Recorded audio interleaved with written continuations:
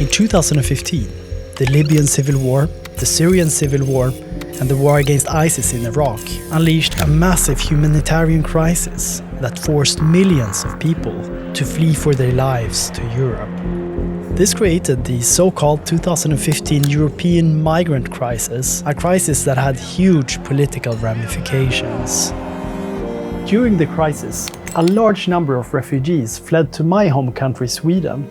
And in 2015 alone, Sweden took in as many as 163,000 asylum seekers, which is around 17 refugees per 1,000 inhabitants. To compare, that same year, the United States took in 70,000 asylum seekers, which is around 0.2 refugees per 1,000 inhabitants. This surge of refugees to Sweden triggered alarm among some Swedish politicians and experts and international media like The Economist, who all predicted that the migrants would cause huge economic problems for Sweden. Predictions from the government itself, the European Commission, those predictions said that Sweden would be economically hurt by admitting so many refugees because they said Sweden is spending too much. Predictions were that this would end badly, you could say. This is P.O. Hansen, professor of political science at Linköping University in Sweden and the author of A Modern Migration Theory.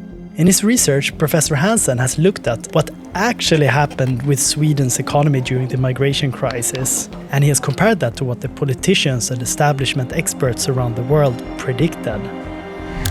They were all wrong. What actually happened was that economic activity grew very strongly, and economic growth in Sweden was almost Chinese at this time. In the end of 2015, it grew by I think 4.5% or something, due to the fact that the government spent straight out into the economy. The best and the brightest in the economic field, in the macroeconomic field, they were all wrong. I wanted to understand why the politicians and experts' predictions were so wrong. So I traveled from Stockholm to Norrköping to meet Professor Hansen. And from our conversation, I realized that the useless predictions about the economic effects of the migration crisis were not isolated errors. Instead, these errors expose deep flaws in the economic models that politicians rely on. Models that fundamentally misunderstand how migration, our economy and society actually works.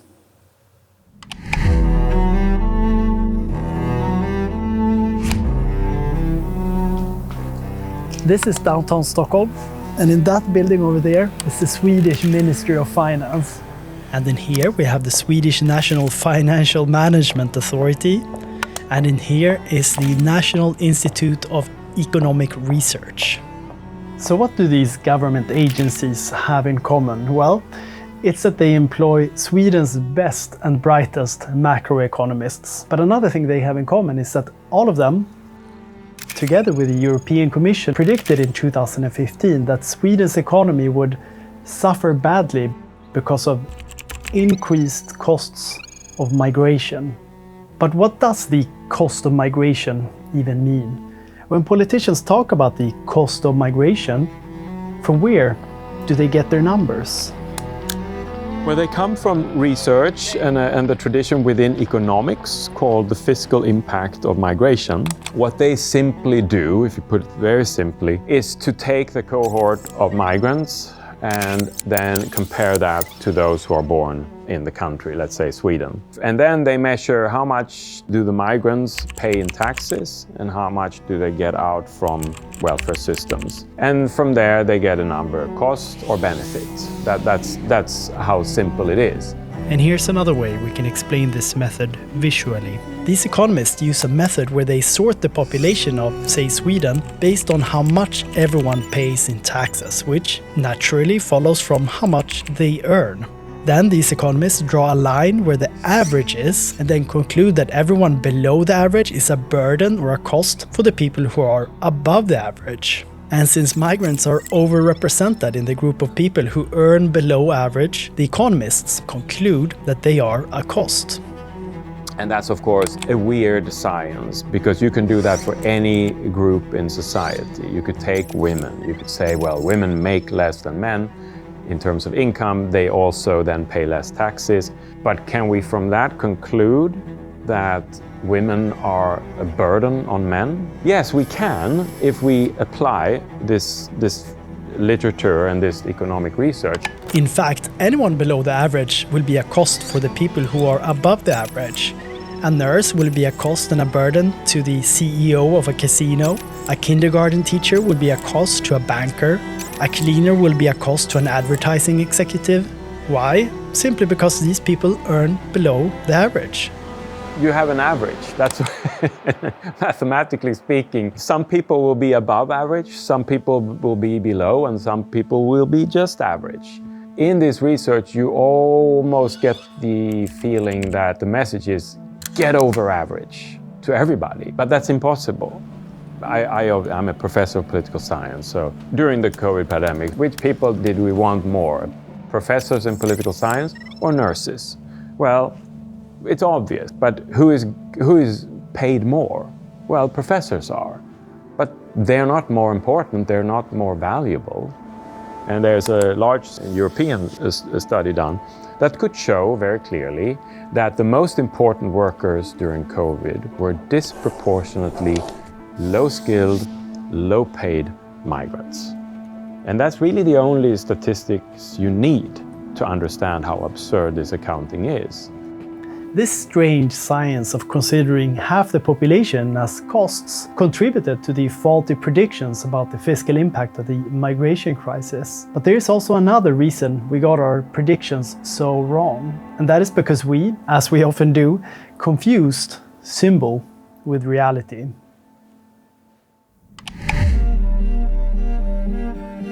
We humans, we are masters of symbols. Thanks to symbols like countries, laws, and money, we've been able to build empires, technologies, and economies. But as the British philosopher Alan Watts has noted, the peculiar and perhaps fatal fallacy of civilization is that all too easily we confuse the world as we symbolize it with the world as it is. Money is a way of measuring wealth, but it's not wealth in itself. A chest of gold coins or a fat wallet of bills is of no use whatsoever to a wrecked sailor alone on a raft. In his book, Professor Hansen shows that our inability to distinguish between symbol and reality is also one of the reasons we fail to properly assess the effects of migration. And more specifically, as Professor Hansen notes, we constantly fail to distinguish between real resources, which are reality, and financial resources, which are symbols. The distinction between real resources and financial resources that I get from modern monetary theory and that scholarly tradition. We are told that financial resources, that's a scarce resource and we need to be very careful with how the government spends, otherwise it can be insolvency and bankruptcies and so on. But they flip that and say no, where we have real constraints are within the real resources, meaning people, workers, and knowledge, natural resources. We know that we have those constraints, but we care less about them than the false constraints we say we have with fiscal resources. I think it was John Maynard Keynes who said that what is technically possible to do is always financially possible to do. So meaning if you have the skills, the workers, the real resources, then you can do things. If you don't have them, you can't. And it doesn't matter how much money you throw on that, it won't do anything. COVID showed that. We needed more people in the healthcare sector, much more people. And so governments threw money at that. Vi fattar ett beslut om att låna ut upp till 500 miljarder kronor till bankerna. Räntan på de här lånen är 0. Så det här är i princip gratis pengar.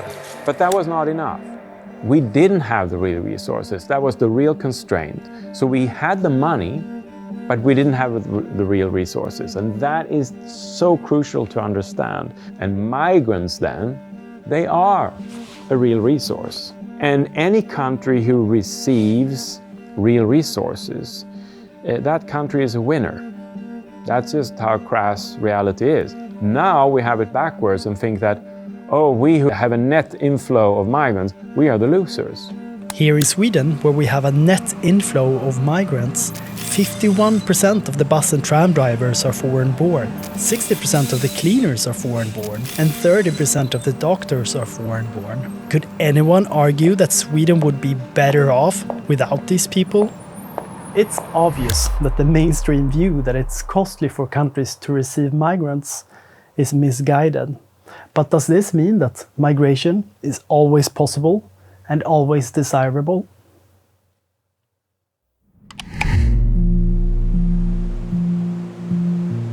I'm very often attacked for saying, well, POU, so you, with your reasoning, Sweden could take all the migrants in the world and all the refugees in the world.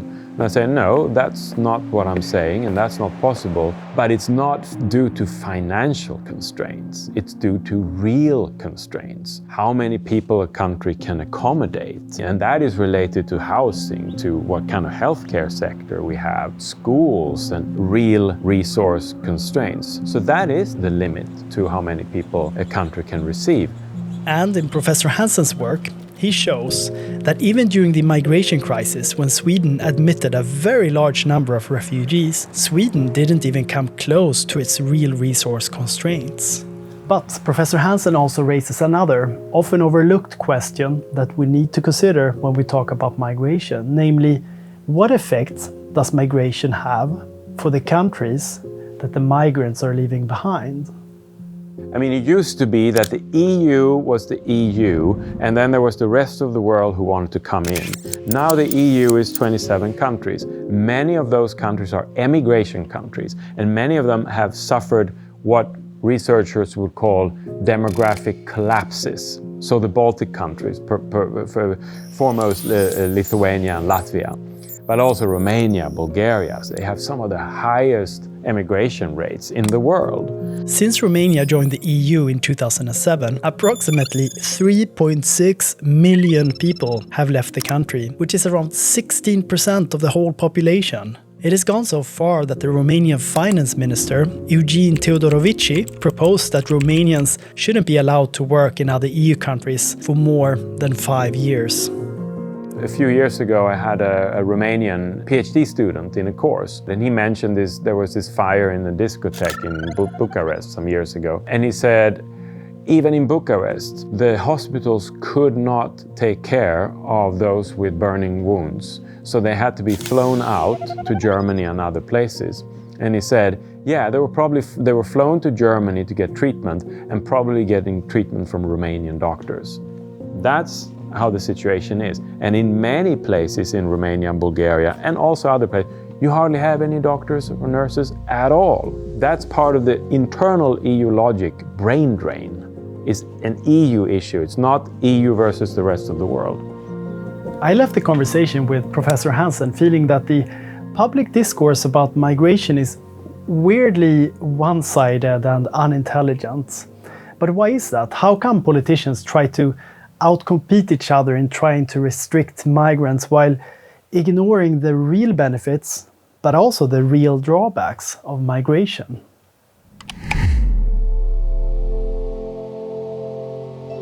There are many reasons for that. I would point to just the fact that migration has become this toxic issue, and that very few politicians can really say anything positive about migration. Employment rates for the foreign-born, they have increased dramatically. So the foreign-born in Sweden now, they have a higher employment rate than the general employment rate in the EU as a whole. That is very significant and very positive. At the same time, we have unemployment going down dramatically over the recent past for the group foreign-born. And the interesting thing is that no one is taking credit for this very positive development. And I think that says a lot about where we are with this issue. That's why I want to call this video Politically Incorrect Views on Migration. I'm Andres Acevedo, and this is The Market Exit.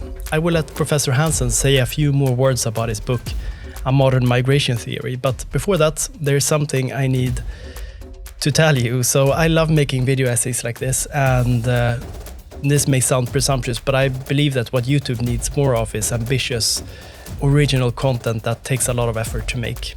But for me to keep making video essays like this, I am going to need your support. So that's why I ask you to share this video, to comment on it if you agree with it or if you disagree with it.